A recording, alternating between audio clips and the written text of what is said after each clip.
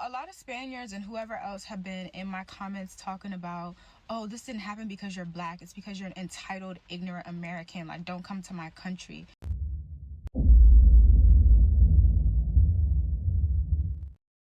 What up, this is Solo Traveler ORD back with another video review. Of course, don't forget to like, subscribe, and share. Hit that bell while you are here. So we're back on the subject of the passport sys. This is one of our favorite subjects we love to talk about because it's usually entertaining talking about passport sys, because a lot of things that goes on with them as they travel overseas trying to find love and connection, and they end up failing every single time. You know, of course, it's like 99% of them. You only have a few that is actually successful. You know, and the reason why we actually bring this topic up is because we know that for several years now, a lot of women have been talking about men traveling, particularly the passport bros, you know, blue book gentlemen, passport kings, and they always say that, you know, they're failing and that they can't find, you know, women, and they're not getting married and things like that. Well, here's the thing: there are more men that are traveling overseas that are getting married, having girlfriends and things like that than it is women. And we already know that those relationships are based on money. That's it, of her providing a life for the men that she's dating. But without further ado, let's go ahead and jump into this video. Let's go over passport sys in Spain, how things are not turning out how they think it would turn out. Today we are going to be talking about racism in Spain.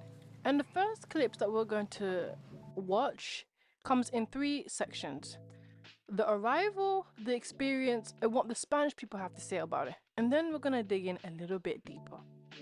Nothing nice to us.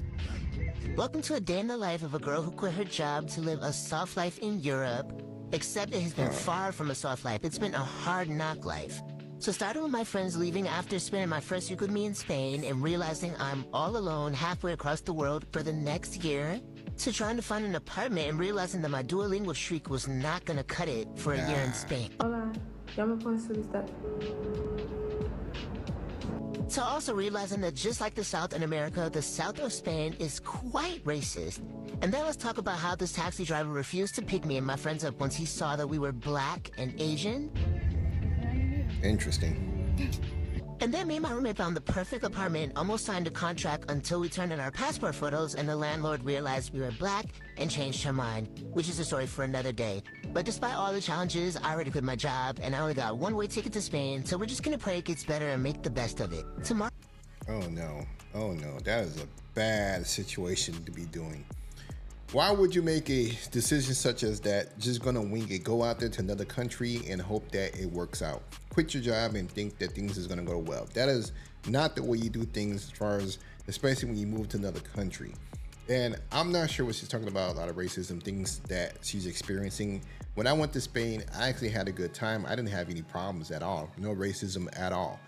When I was out there, people didn't even care, they even noticed me. And I was like, that's perfect. That's how I want it. That's how I love it. When people don't even notice me, I get to do whatever I want to do, you know, if I have any eyes on me. So that, what she's saying, I don't know. You know, I guess that's her experience, but I could tell you that wasn't my experience. I start my new job here, so stay tuned for more of my life abroad. Okay, so clearly I moved to Spain expecting some type of racism or microaggressions. Like, I did my research. I knew about the reputation that Spain and Italy have for being racist. So I kind of expected some, but nothing could have prepared me for just how it felt to be in that situation. The first thing, and some people, this may not bother them, but it's staring. I feel like they made me feel like an alien with the staring. When I first got there, and again, I expected this as well because I travel a lot, so I'm used to people staring, especially like, you know, when I look good. I don't blame you, you know what I'm saying? So I'm used to that. But in Spain, they have a mean stare.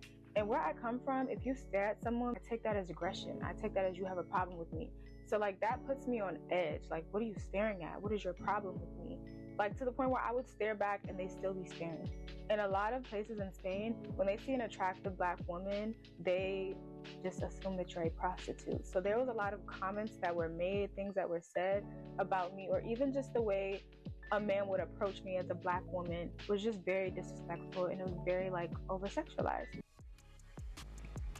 So sorry that you experienced that, but unfortunately that's because a lot of women from Africa go up there to make money, and they're selling themselves. So of course they look at every black woman as being the same, that they're just trying to sell themselves to make some money, you know, because of what been going on with the African nations and so forth. But but the look, the stares, and things that she's talking about, I actually didn't get none of that. That's the thing about it. From when I went to Spain, I had a good time. I went to Barcelona, and you know, I could tell you that I wasn't getting stared at or anything like that. I didn't feel like I was being disrespected at any point when I was there.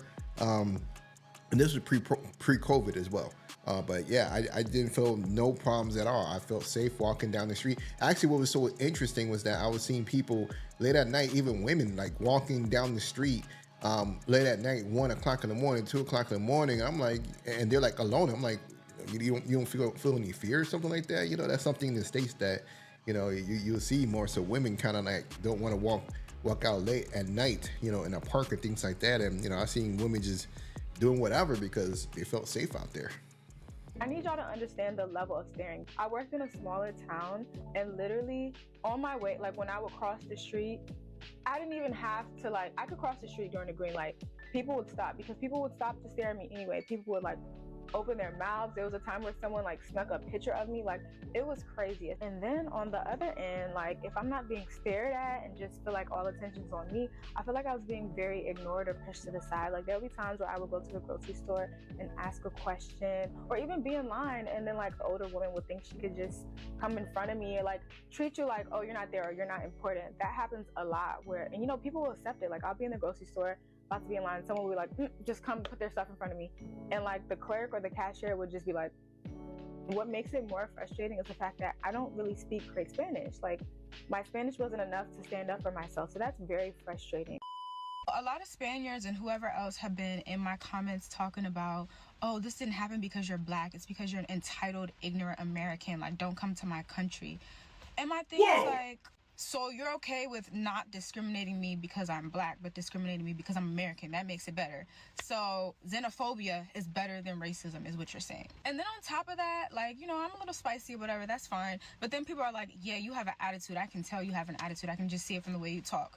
So again, you're defining what a microaggression is in my comments where I'm talking about my experience dealing with this stuff, and you're denying it by saying that, no, it's because you have an attitude, or it's because you're American. Like, is it not just me? Like, I feel like that's crazy. Like, so again, you have a preconception about a group of people, and it's a negative preconception, and you're assuming I'm ignorant or entitled. Like, that is discrimination. Like, that is a microaggression. You're assuming things about people. Like, do y'all not understand how this makes sense? Like, you can be not racist, but still xenophobic. Then my thing is, why are you so defensive? People just decide that I'm attacking them. And my thing is, like, if you feel the need to get so defensive, you have to ask yourself, why am I getting so triggered by this? Meaning you've probably heard it before.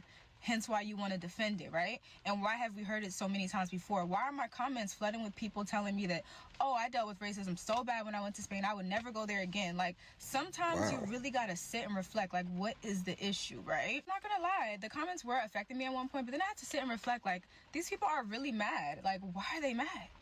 It has to be a reason why they're mad. And then I'm like, all these negative comments are running my engagement up at the end of the day. Yeah, with that being said, I will continue to talk about my experience. Honestly, stay mad and keep commenting, because you're bringing my audience right to me, and I love it. So thank you. Gracias. Those were her experiences in Spain. We're also going to take a look at other females' experiences when it comes to the racism side of it and how it makes them feel and what that looks like. From now on, whenever I'm traveling and people are staring at me, I'm not going to act awkward anymore. Now I'm staring back. You staring at me, I'm staring at you. You looking at me, I'm looking at you. Now we both feel uncomfortable. They will never let you forget that you're not from here. And a lot of Spaniards that I see online, they're like, oh, Spain is not that racist, not that racist. I get stared at all the time, every time I leave my house. That's because they think that you're from Africa, and they think that you're selling yourself. That's why. By anyone. And I'm not talking about like a little extended glance. I'm talking about, like, didn't your parents ever teach you that it's rude to stare?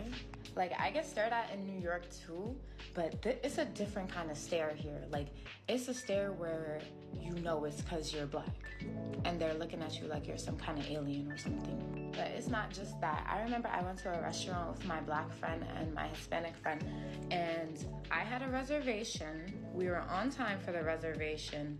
We came and we were the only people online. A couple other people joined the line after, right? And they got seated before us.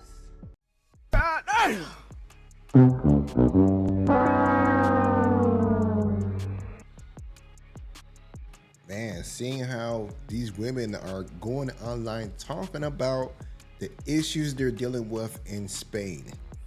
And this is only part one. I'm probably gonna do a part 2 or part 3 to this, because they have it into different sections. So I want to make sure we actually start off with this one. Of course, I'm gonna leave the link in the comments below, and I'm gonna tag where this video came from, so you guys can go ahead and check it out. But I am gonna do a reply to the rest of the video. But as you can see, a lot of these women, when they go to other countries, they think that things are going to be sweet, and even they read the comments and think that things are going to be okay, but they still can't deal with it going to these other countries and how they perceive or feel the racism that they're dealing with, which is kind of interesting, because I don't feel that whenever I travel. That's the last thing that's actually on my mind. And I've never really, like, to my knowledge, I can say that I dealt with any type of racism traveling, depending on what country I've been to. So, but this is kind of what a lot of passport sisters are, they're saying that they're going through, and unfortunately, this is what it is. Hey, passport sis, do your thing. As we say, things will not work out right for you guys, because it ain't the same like how it is in the West, how you guys are protected. When you guys leave the United States, it's a whole different world. So don't forget to like, subscribe, and share. This is Solo Traveler ORD. I'm out.